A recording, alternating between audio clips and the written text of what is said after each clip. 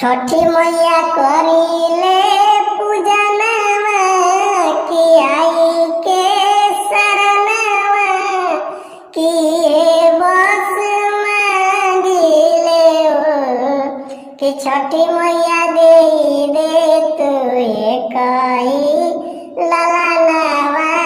भवनवा सुन लागेला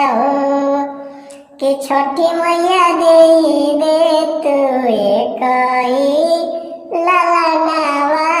भवनवा सुन लागेला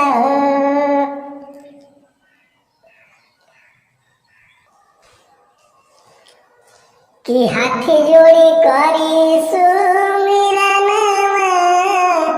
कि आई के शरणवा कि सरदा पूरा दे तू कि छठी मैया दे तू कही ललनवा भवनवा सुन